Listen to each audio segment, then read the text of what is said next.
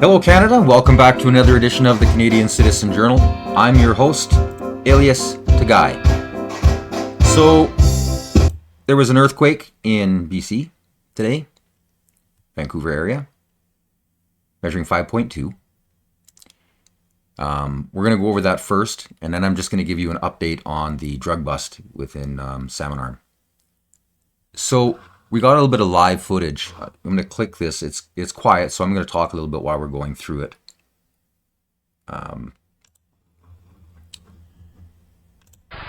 This is pretty cool footage, actually. This Cascadia subduction zone has been on the radar for quite some time in the last 40, 50 years. And here we go.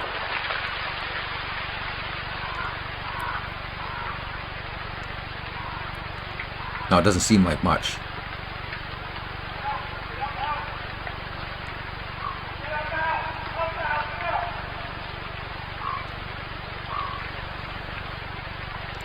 So, in the last 15, 17 years, there's been a pile of discoveries on this area. And it's actually been teaching everybody who studies earthquakes a lot. The world has been coming to study it because we're seeing things in real time that we've never had the chance to see before. So the Cascadian subduction zone. Okay, so you've got the North American plate. It's pushing up. It's pretty much stationary.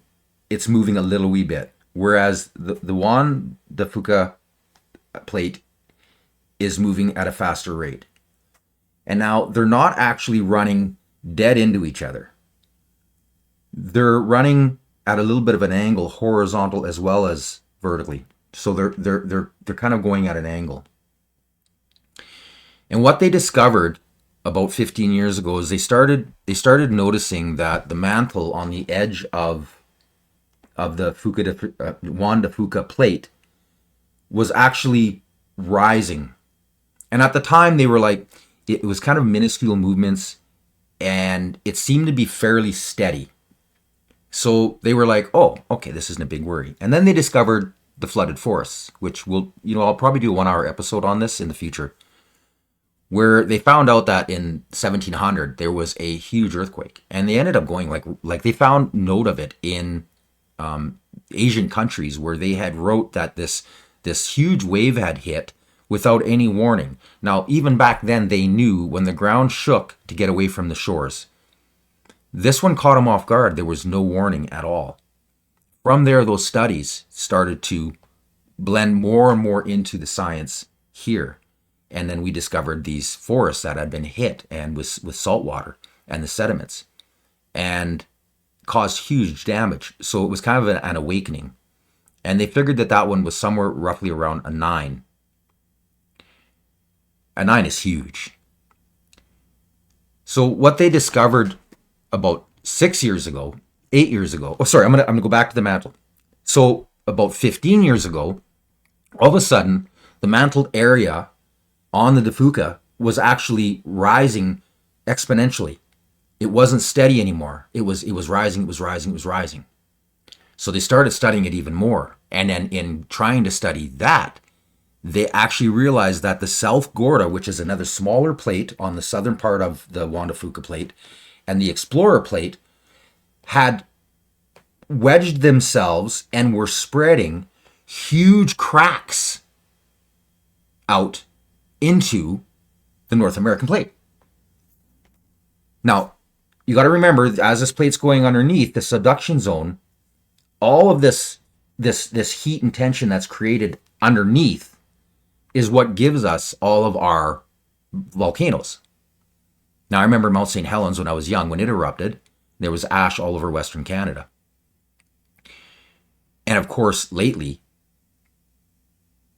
there's been a lot of weird burps kind of coming out of Yellowstone, which is throwing people out. But a lot of the geology and seismology are saying these disturbances within these volcanoes could actually be linked to these cracks that are slowly extending further and further and further, which are allowing these separate lava domes to join, which either releases pressure or allows excess pressure to go into another one of these magma domes.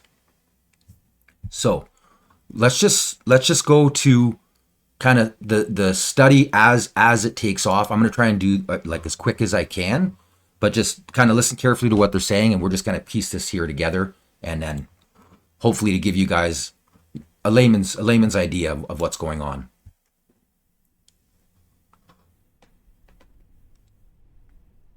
Important update. New research shows quake causing cracks on the Pacific seafloor. Okay, so like I said, this was discovered about 9 years ago, and then they studied it intensely, and then they released a whole pile of information 6 years ago, and that's when this was made. And this is kind of like a consortium of different, she's using a whole bunch of different groups' information, kind of that collaborated together, and this is a seminar that you're watching on it. This is by Science of Cycles. It has to do with new research by Mitch Batros. New research published in the journal Science Advances has focused their study off the west coast of North America, giving seismologists a better understanding of what one scientist describes as the single greatest geophysical hazard to the continental United States. We're talking about the Cascadia area of Juan de Fuca Plate, the Cascadia subduction zone, where the Pacific Plate subducts underneath the North American Plate, the continental crust of North America.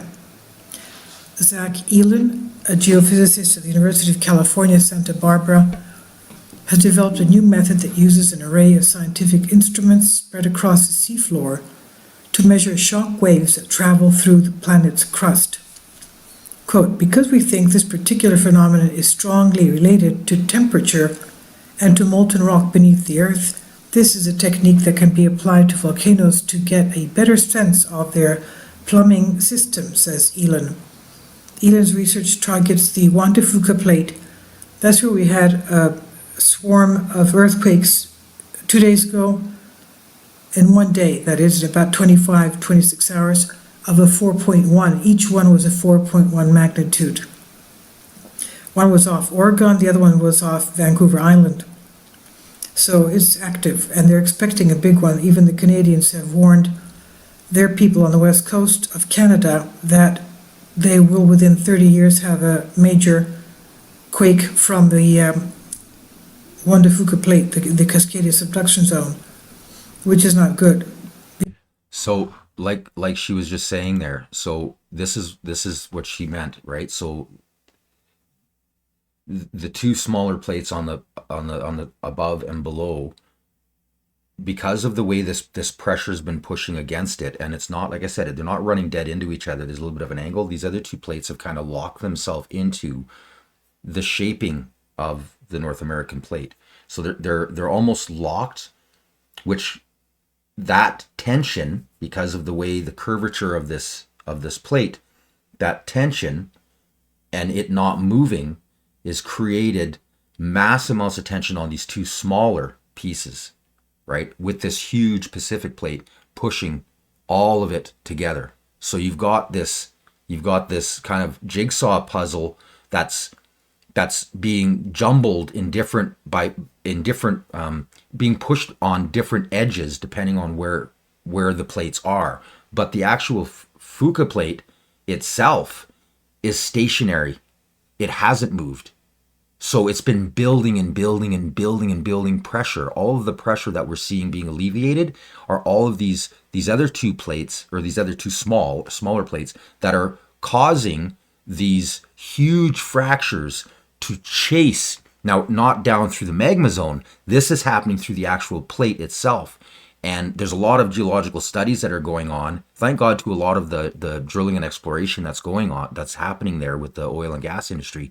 They're starting to realize that some of these fractures have gone a long way, and they weren't there before. You can tell by the types of sediments they're getting into it that there's actual infiltration between these different areas, which is stunning. It really woke up the scientific community about how dangerous this plate really is. Because it's going to give a tsunami. And from what we understand, people are not prepared on the West Coast for anything like this. Now, he said, because we think this particular phenomenon is strongly related to the temperature and molten rock beneath the Earth, this is a technique that can be applied to volcanoes to get a better sense of their plumbing system. Elan's research targets the Juan de Fuca plate. It runs several hundred kilometers off the coast between British Columbia, Canada, and Northern California, United States, and is the youngest and smallest of the planet's 13 major tectonic plates. The collision zone in this region has the potential to generate massive quakes and destructive tsunamis, which occur when the plates overcome friction and slip past one another, quickly displacing huge amounts of water.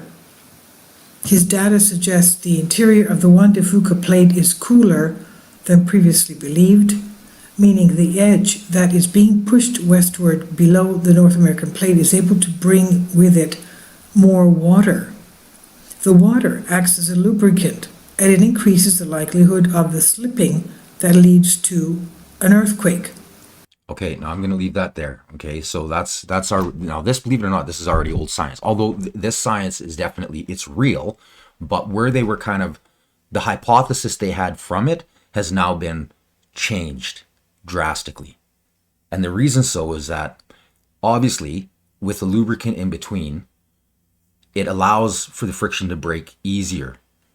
So they were thinking, okay, so really there is a chance of a big one, but thank God, right, that there's these lubricants that we know of, because they're seeing the temperature variations and they're assuming, well, this must be because of high amounts of fluid that are going through this plate as it's moving. So that's a good thing. So they were at the time thinking, this, we may not see the big one for 80, 100, 200 years, maybe even longer. It's really hard to guess because it doesn't seem to be giving us any large immediate earthquakes. They seem to be smaller tremors. But remember what I said now is they know that most of the tremors that are happening on the north and south part, right? So Vancouver, BC, and the Oregon, Northern California. Now, these fractures have been growing at an exponential rate, like they're getting huge. And scientists, so they've been studying this really hard, ended up finding this out. Absolutely. And we're always interested about seismic activity, right? Well, we want to tell you about this. Researchers at the University of Washington have identified a huge hole on the seafloor offshore of Oregon. This is a sonar image of what scientists are calling Pythia's Oasis, this giant hole spewing warm liquid, mostly water. One of the authors of the study says the chemistry of this fluid suggests that it's coming from near the plate boundary. So when liquid is released near a fault line, it can lower the amount of pressure and increase the stress between plates, potentially contributing to what's called sticking behavior. And this is video you're watching of it right now. Okay. So that sticking behavior now explains why we're seeing all of this excess pressure on the north and south edges of it. And the fluid, because from the last kind of test that they ran on it, is about 1,500 meters deep. Now, that's not a guarantee. That's an estimation done on seismology, but they're racing to study it more because they're realizing that that's why when this plate erupts, they're so huge. The static pressure from it not being allowed to move. They're both stationary. They're not being allowed. And it's building and it's building and it's building. So the whole time thinking that all these little earthquakes was good, that meant that it was slipping. Those weren't where the earthquakes were. The earthquakes were coming from the north and southern smaller plates, which again, like I said, were being pushed by this huge Pacifica plate, right? That's pushing it down. Now that we know it's glued, they're like, okay. And 8 years ago, they realized that the mantle itself, the edge of that, was rising super fast, which means it's the time for it to actually give is soon, because they've done core samples down into there, dating them back to, I think they said they can go back 4 earthquakes, and the rest, geologically wise, is too hard to calibrate yet, but they will get there. I mean, once we just keep on taking samples and studying and learning from it. So anyways, of those 3 that they've seen, they're huge, but yet when they go north or they go south in the geology, they're finding lots of little ones and then this big one. So the whole idea that, oh, it's just little ones and then we'll get a big one, and maybe there's a chance that we actually have one big one. Now what they know is this is like a clock. This is gonna happen. It's guaranteed. Most of the people who are invested in studying this are in agreement. We are late. That this should have already happened. And because of this rise, this dome we're now seeing, and it's growing super fast, they're saying that there's a compression in the time. What we thought could have been 200 years has gone down to within. So from today to 30 years, we are going to see a massive earthquake. This has caused them down in the States what they've got called Cascadia Rising. It's an emergency preparedness plan. The government's been spending huge dollars on it, and they've been trying to get everybody down in the States ready. And in Canada, we've been trying as well. I just don't think we have the money or the want to get it done. But this is what's going on. These are sensors. It's big, it's heavy, but it's helping map out what the aftermath could look like when the big earthquake hits the West Coast. These are used for additional really targeted data collection. It's an ocean bottom seismograph, or OBS for short, one of the many sensors that was used to gather data in a recently published scientific study. That study was aimed at mapping out the complex seafloor along the Cascadia subduction zone. It's really very new science. Some of John Cassidy's Earthquakes Canada colleagues helped out in the American-led study, which found that the subduction zone is made up of at least 4 segments. Understanding how the structure varies along the margin can help us to identify areas where you might expect the most slip, strongest shaking. The 4 segments were each divided by the depth and dip, but the segment that's catching the most attention is the one closest to us between Vancouver Island and Washington State. Researchers say this could be the most devastating section. It has the highest destructive potential, and it's because of its particular geometry. It's a very flat segment, and we think it's also smoother than the other segments. A flat and smooth surface means when the big one hits, that segment could slip down further, creating powerful tsunamis. These models also are really important for understanding the potential for tsunami generation and where you might see the largest waves being initiated. The West Coast is long overdue for a large earthquake. The last megaquake we saw was back in 1700, when a magnitude 9 shook the island. Finding out when it'll happen again is one thing, but this finding helps create a better risk assessment of what that damage could look like. They run. So, like I was saying, they're starting to figure stuff out, and they're starting to get a timeline better. Now, I'm not trying to put the fear of God into everybody on the BC coast. I was actually surprised at how few people knew that there were oil tankers going through there when we were having this whole argument about Canadian oil a decade ago.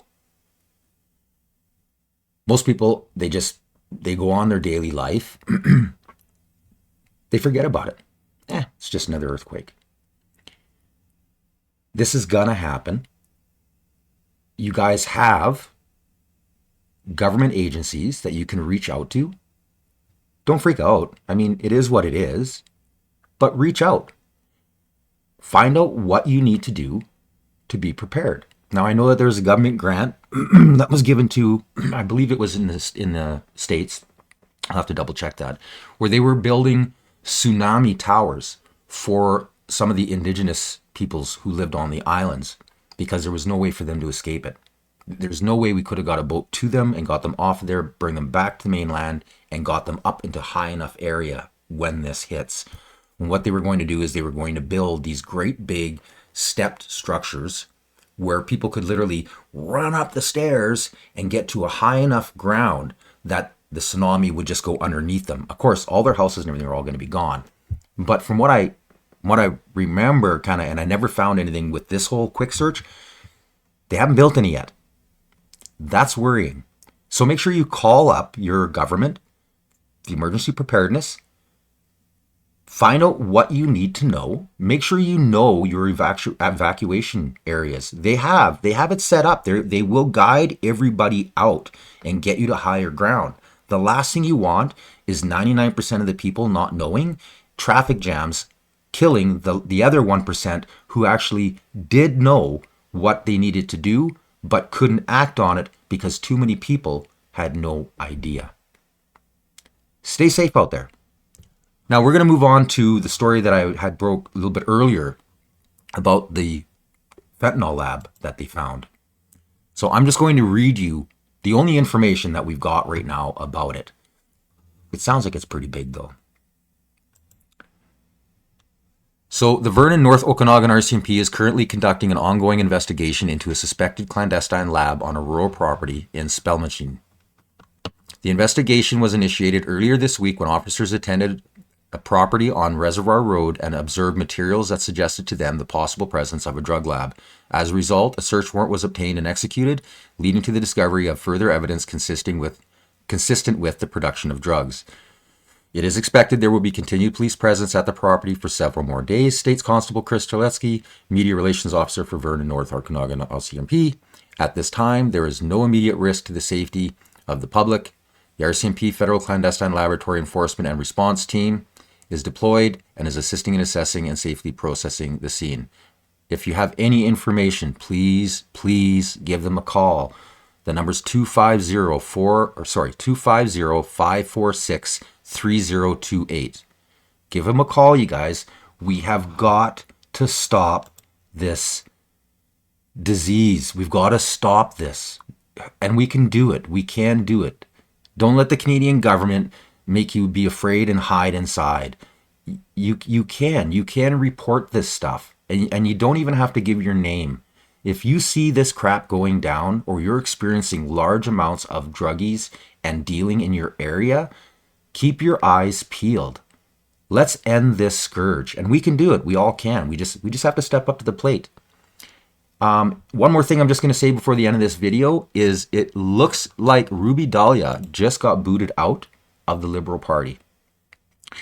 So I'm going to do another video tonight because I've had an amazing amount of people reaching out asking for me to break down more of the Steve Bannon interview. And I'm going to do that. So I hope I could help you guys out, report, and give you guys some information. Yeah, it's kind of a crazy day, but you know, when you're in Canada, every day is a crazy day. If it isn't the politics, it's something else. So you've been watching the Canadian Citizen Journal. Make sure you hit that like, share, and subscribe. And if you are, punch that notification bell so you don't miss any future episodes. Until next time, I'm Alias Tagay. You have yourself a good evening.